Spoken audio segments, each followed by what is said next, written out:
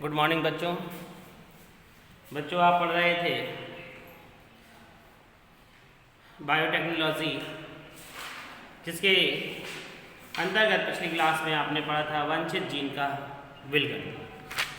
आज आप उसी का अगला भाग, यानी कि वो नंबर फर्स्ट था, नंबर सेकंड है वाहक डीएनए अणु का चयन। तो हेडिंग डालेंगे वाहक DNA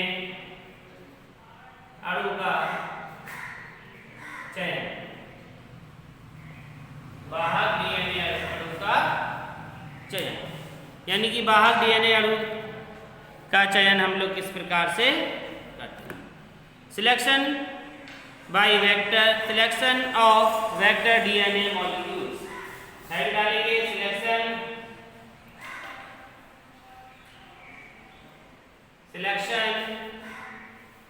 of vector, selection of vector DNA molecule, DNA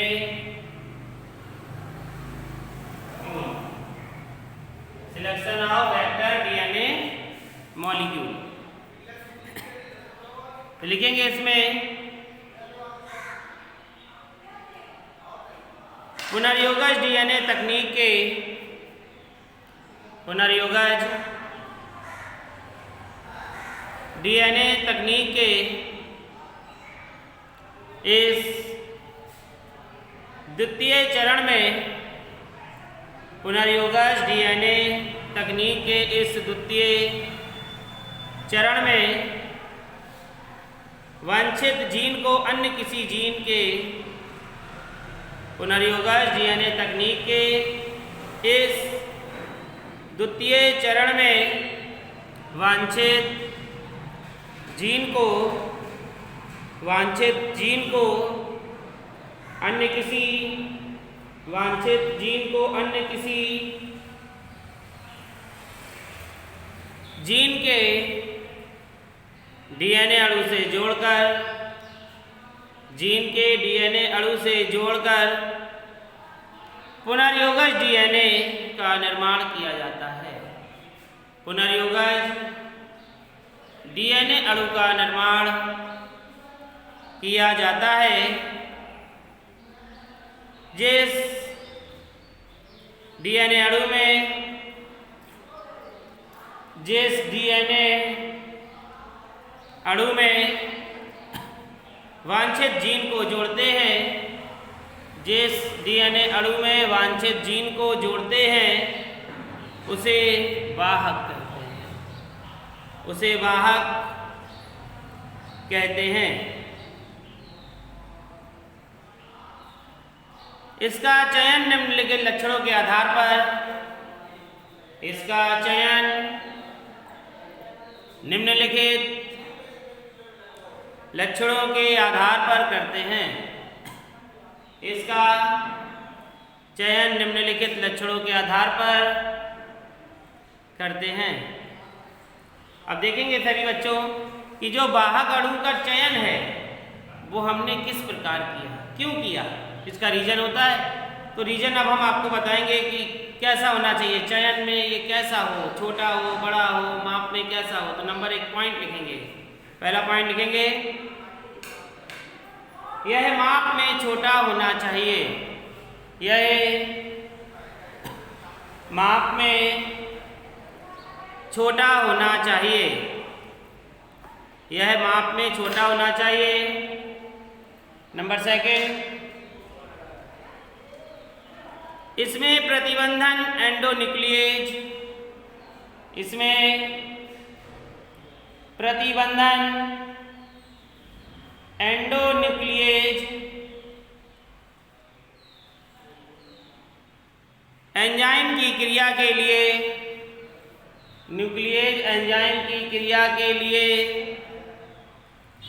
वैसा ही एक विलोम पद होना चाहिए। क्रिया के लिए वैसा ही एक विलोम पद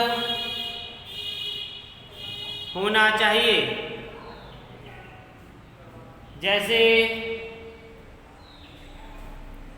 विलोम पदों पर दाता जैसे विलोम पदों पर दाता जीव के डीएनए अणुओं का विखंडन हुआ है। जैसे विलोम पदों पर दाता जीव के डीएनए अणुओं का विखंडन हुआ है।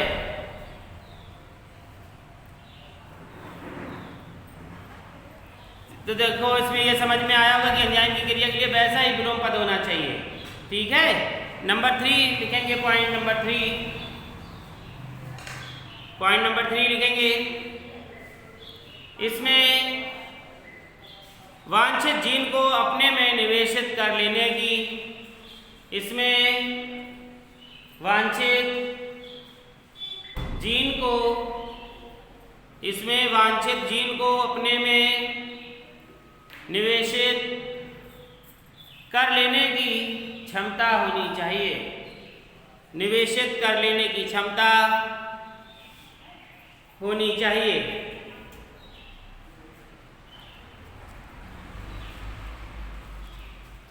वाहक अणुओं के रूप में मुख्यतः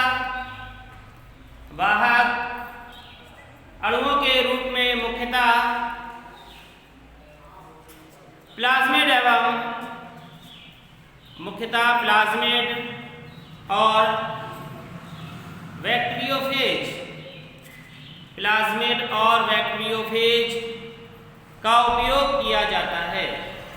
तो देखिए इस पॉइंट में ये बताया गया है कि जैसे अपने जीव को क्या किया, निवेशित कर लिया, उसमें उसकी क्षमता या नहीं है तो उसमें उसकी क्षमता होनी चाहिए।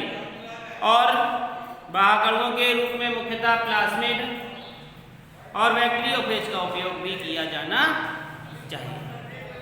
नेक्स्ट पॉइंट लिखेंगे, हेडिंग डालेंगे प्लाज्मिड का संवर्धन। हेडिंग डालेंगे प्लाज्मिड का संवर्धन। हेडिंग डालेंगे प्लाज्मिड का संवर्धन। ठीक है, प्लाज्मिड का संवर्धन यानी कि कल्चर ऑफ प्लाज्मिड, यानी कि प्लाज्मिड का संवर्धन किस प्रकार से हुआ ये हम आपको बताते हैं। लिखेंगे प्लाज्मिड की उच्च संख्या की प्राप्ति हेतु प्लाज्मिड की उच्च संख्या की प्राप्ति हेतु सर्वप्रथम जीवाणुओं का संवर्धन किया जाना चाहिए। सर्वप्रथम जीवाणुओं का संवर्धन किया जाना चाहिए।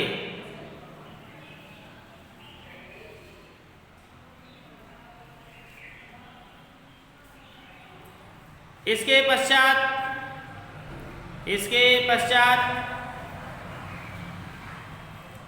संवर्धन माध्यम में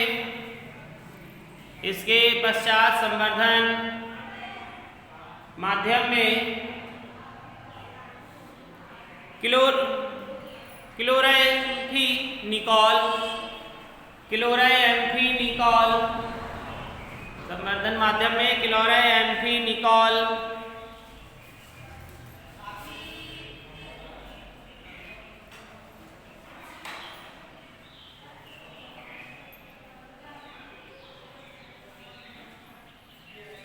इस प्रकार से है, क्लोरैम्फेनिकॉल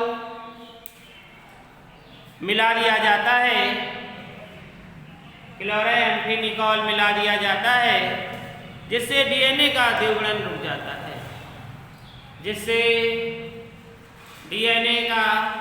द्विगुणन रुक जाता है।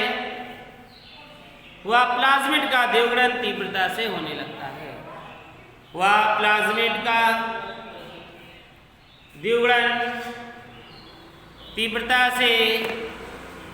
होने लगता है। इसी कारण इसे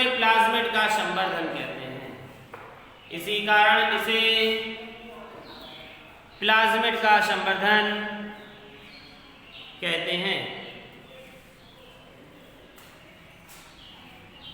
तो समझ में आया कि प्लाज्मिड का संवर्धन क्या है और इसे प्लाज्मिड का संवर्धन क्यों कहा जाता है। चलिए अब ये तो था आपका दूसरा वाहक डीएनए अणु का चयन। इसके बाद तीसरी हेडिंग है जिसका नाम है वांछित जीन को वाहक डीएनए से जोड़कर। नंबर 3, वांछित जीन को वाहक डीएनए से जोड़कर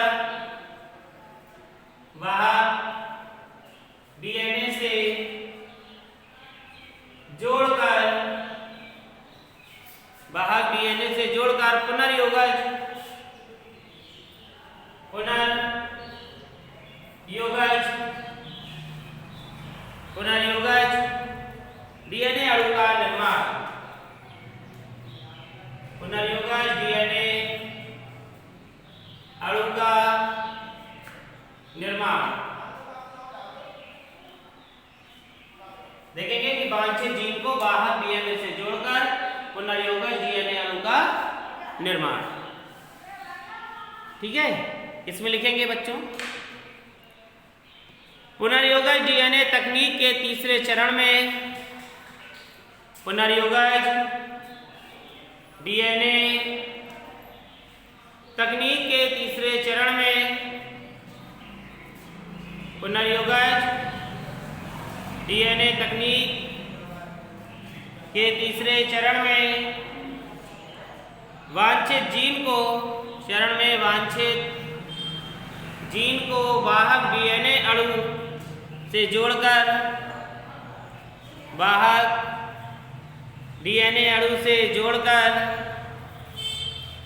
पुनर्योगज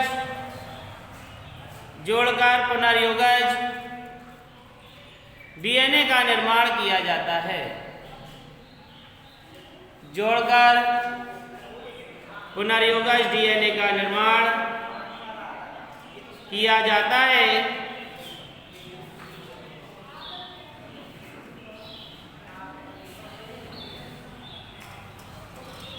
प्लाज्मिड अणु को इसके विलोम पद पर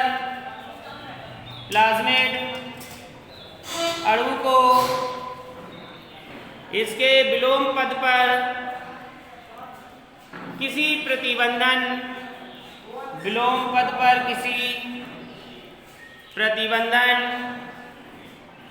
एंडोन्यूक्लिएज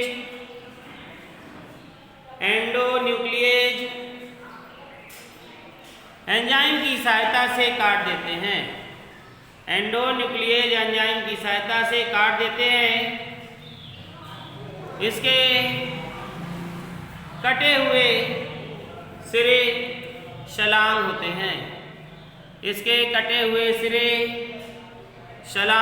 होते हैं।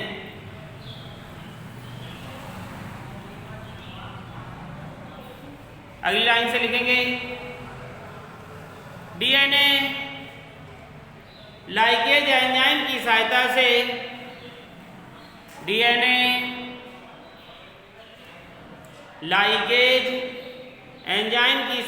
से वांछित जीन को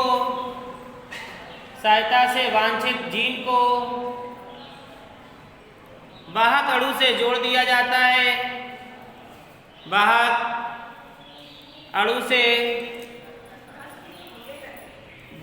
जाता है। यह क्रिया तापानुशीतलन कहलाती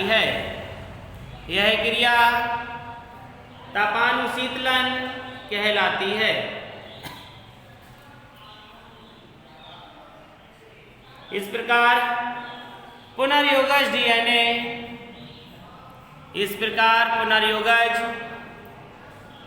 डीएनए का